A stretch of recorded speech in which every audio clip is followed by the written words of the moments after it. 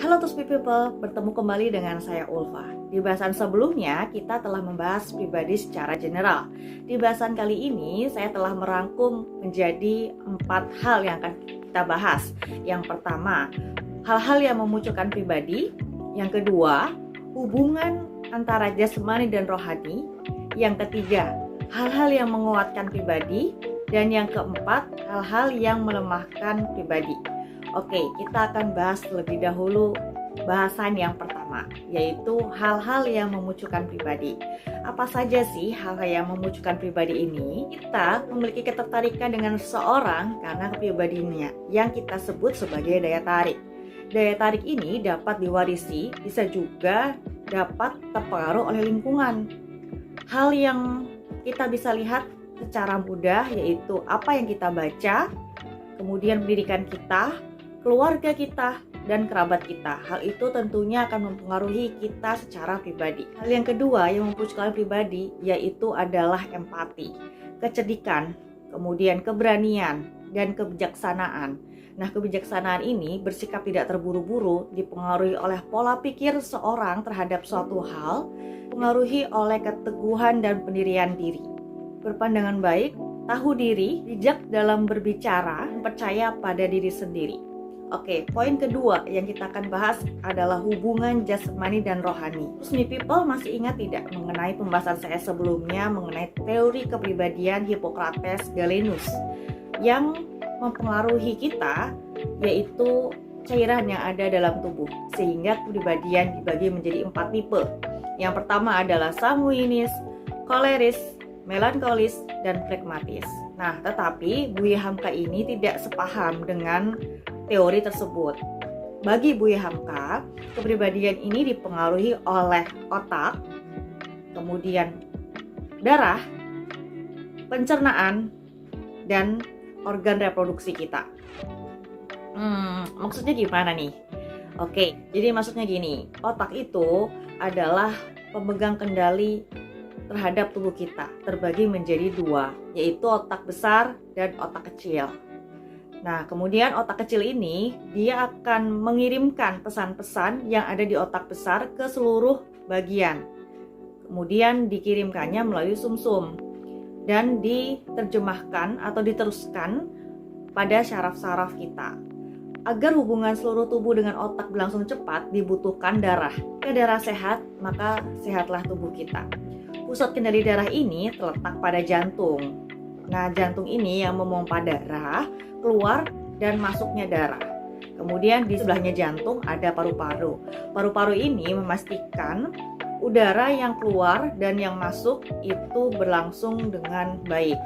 Dan oksigen ini justru sangat penting diperlukan untuk kelangsungan terhadap peredaran darah itu sendiri. Darah yang sehat berasal dari sari-sari makanan yang kita makan sehari-harinya. Nah, sari-sari makanan ini didapatkan dari sistem pencernaan kita.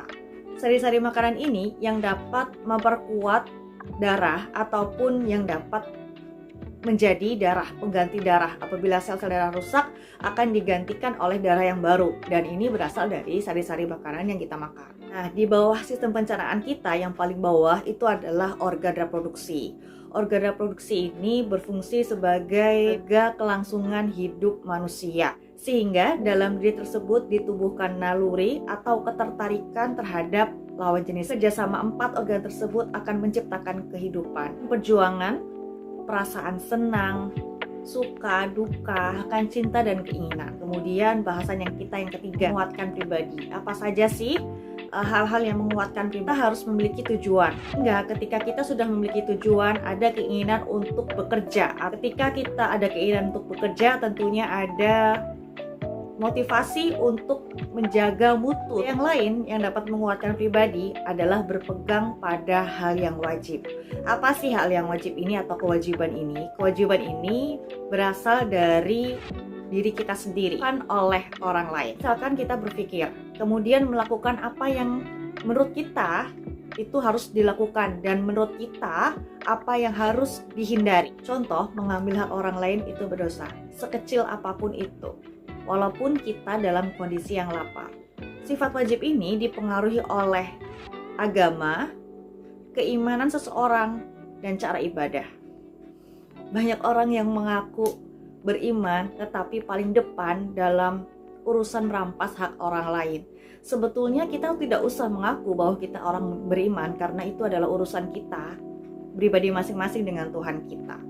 Karena keimanan itu adalah kepercayaan terhadap sesuatu. Jadi yang tahu ya kita sendiri dan Tuhan.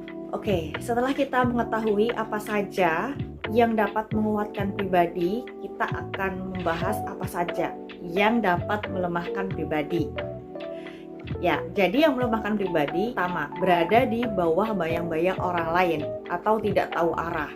Maksudnya gini, lebih senang mengikuti tren, ya followers aja gitu. Ikatan adat lama, pusaka usang. Saya tidak bisa menerjemahkan sih istilah Buya Hamka ini. Tetapi mudahnya gini, adat itu adalah kebiasaan, hasil mufakat yang telah diperbuat lebih dahulu. Melanggar undang-undang belum tentu kita dikenakan hukuman apabila belum ada bukti yang cukup. Namun, melanggar adat ini hukumannya lebih berat daripada undang-undang. Adat sekiranya dapat dipertahankan, tetapi ada juga yang terkikis oleh zaman, tidak lagi relevan. Terakhir adalah menjadi benalu. Sistem kekerabatan orang timur itu sangatlah kuat. Namun, jika kehidupan benalu ini dibiarkan saja, maka akan timbul perpecahan kekeluargaan. Supaya kita dihargai, janganlah kita menyandarkan nasib kita pada orang lain, meminta belas kasihan pada orang lain. Seperti sabda Nabi Muhammad SAW, tangan di atas lebih baik daripada tangan di bawah. Hadis riwayat Muslim. Jadi lebih baik memberi daripada menerima, kan? Bagaimana Trust Me People setelah mendapatkan secara keseluruhan pembahasan buku Pribadi Hebat karya Buya Hamka? Banyak nilai-nilai luhur yang dapat kita petik dari buku tersebut, yang dapat kita pelajari. Yang sudah nonton, dan sampai jumpa di video lainnya. See you!